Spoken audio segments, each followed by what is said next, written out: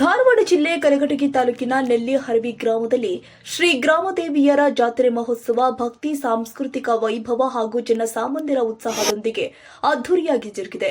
ನಾಡಿನ ವಿವಿಧ ಭಾಗಗಳಿಂದ ಭಕ್ತರು ಕುಟುಂಬ ಸಮೇತ ಆಗಮಿಸಿ ದೇವಿಯರ ದರ್ಶನ ಪಡೆದು ಆಶೀರ್ವಾದ ಪಡೆದುಕೊಂಡಿದ್ದಾರೆ.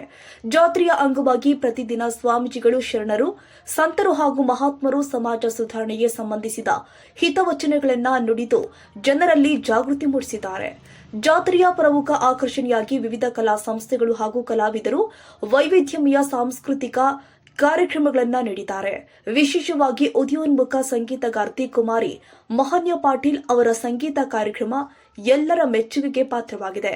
ಭಕ್ತರಿಗಾಗಿ ಪ್ರತಿದಿನ ಮಹಾದಾಸೋಹ ಅನ್ನಪ್ರಸಾದ ವ್ಯವಸ್ಥೆಯನ್ನು ಕಲ್ಪಿಸಲಾಗಿದ್ದು ಸಾವಿರಾರು ಜನ ಪ್ರಸಾದ ಸ್ವೀಕರಿಸಿದ್ದಾರೆ.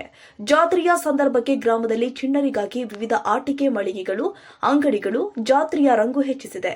ಗ್ರಾಮದ ರಾಜಬೀದಿಯಲ್ಲಿ ಅಲಂಕೃತ ಸ್ವಾಗತ ಕಮಾನುಗಳು, ಬಣ್ಣ ಬಣ್ಣದ ಕಟೌಟ್ಗಳು, ಬ್ಯಾನರ್ಗಳು ಹಾಗೂ ಕೇಸರಿ ಧ್ವಜಗಳು ಜಾತ್ರೆಗೆ ಹಬ್ಬದ ವಾತಾವರಣ ಕೊಟ್ಟಿದ್ದಾವೆ. ಜನರು ಬಣ್ಣ ಬಣ್ಣದ ವಸ್ತ್ರಗಳನ್ನು ಧರಿಸಿ ಉತ್ಸಾಹದಿಂದ ಪಾಲ್ಗೊಂಡು ಭಕ್ತಿ ಭಾವ ಮೆರೆದಿದ್ದಾರೆ. ಗ್ರಾಮದ ಎಲ್ಲಾ ಜನ ಪರಸ್ಪರ ಸಹಕಾರ ಹಾಗೂ ಹೊಂದಾಣಿಕೆಯಿಂದ ಜಾತ್ರೆಯನ್ನ ಯಶಸ್ವಿಗೊಳಿಸಿದ್ದಾರೆ. ಸುತ್ತಮುತ್ತಲಿನ ಗ್ರಾಮಗಳ ಜನರ ಸಹಕಾರವೂ ಕೂಡ ಗಮನಾರ್ಹವಾಗಿತ್ತು. ಒಟ್ಟಾರೆಯಾಗಿ ನೆಲ್ಲಿಹರವಿ ಗ್ರಾಮದ ಶ್ರೀ ಗ್ರಾಮದೇವಿಯರ ಜಾತ್ರೆ ಮಹೋತ್ಸವ ಭಕ್ತಿ, ಸಾಂಸ್ಕೃತಿಕ ಸಂಭ್ರಮ ಹಾಗೂ ಸಾಮಾಜಿಕ ಏಕತೆಯ ಪ್ರತೀಕವಾಗಿ ಅತ್ಯಂತ ವಿಜೃಂಭಣೆಯಿಂದ ಯಶಸ್ವಿಯಾಗಿ ಜರುಗಿದೆ. ಪ್ರತಿ ವರ್ಷದಂಗ 5 ವರ್ಷಕ್ಕೊಮ್ಮೆ ನಡೀತಕ್ಕಂಥ ಜಾತ್ರೆ. ಈ ಜಾತ್ರೆ ಒಳಗೆ ಇದು 5ನೇ ಜಾತ್ರೆ ಒಳಗೆ ಇಲ್ಲಿ ಚೌತ ಮನೆಗೆ ದೇವಿ ಬಂದು ಕುಂದರ್ಸಿಂದ ನಾವು ಇಲ್ಲಿ ವಿಧವಾಗಿರ್ತಕ್ಕಂಥ ಕಾರ್ಯಕ್ರಮಗಳ ಜೊತೆಗೆ ಇಲ್ಲಿ ಇರ್ತಕ್ಕಂಥ ಸಂಗೀತ ಕಾರ್ಯಕ್ರಮ ಇರ್ಬೋದು ಮತ್ತು ಸ್ವಾಮೀಜಿಗಳ ಪ್ರವಚನ ಇರ್ಬೋದು. ಅದೇ ರೀತಿಯಾಗಿ ಮಹಾನ್ಯ ಪಾಟೀಲ್ ಅಂತ ನಿನ್ನೆ ಬರ್ತಕ್ಕಂಥ ಮಹಾನ್ಯ ಪಾಟೀಲ್ ಅವರು ಸಂಗೀತ ಕಾರ್ಯಕ್ರಮ ಸುಮಾರು 1.5 ತಾಸು 3 ತಾಸುಗಳೇ ಕಾರ್ಯಕ್ರಮಗಳನ್ನು ಕೊಟ್ಟರು. ಈ ಗ್ರಾಮದಲ್ಲಿ 5ನೇ ಜಾತ್ರಾ ಮಹೋತ್ಸವ ಅಂಗವಾಗಿ ನಮ್ಮ ನೆಲ್ಲಿಹರವಿ ಅಗ್ಗಿ ವಿಜೃಂಭಣೆಯಿಂದ ಜಾತ್ರೆಯನ್ನು ಹಮ್ಮಿಕೊಳ್ಳಲಾಗಿತ್ತು.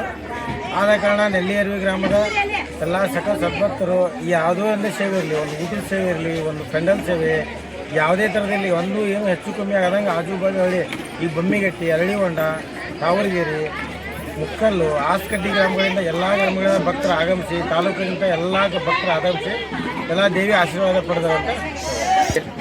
ಆಮೇಲೆ ಒಂದಿನ ಗೋಧಿ ಹುಗ್ಗಿ, ಒಂದಿನ ಶಿರಾ, 2ನೇ ದಿನ ಮತ್ತು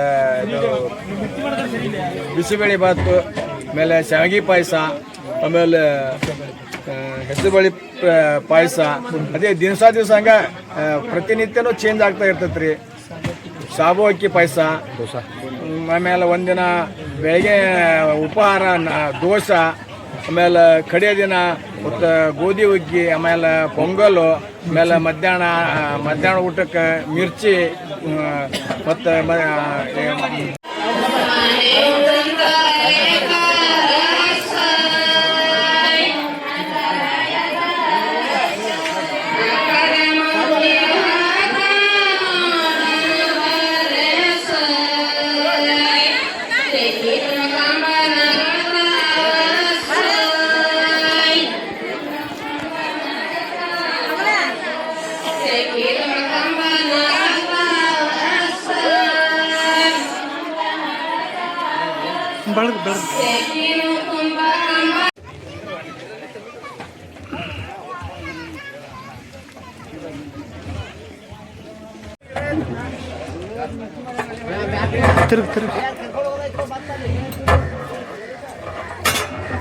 ಎಷ್ಟು ಮತ್ತೆ ನಿಮಿಷ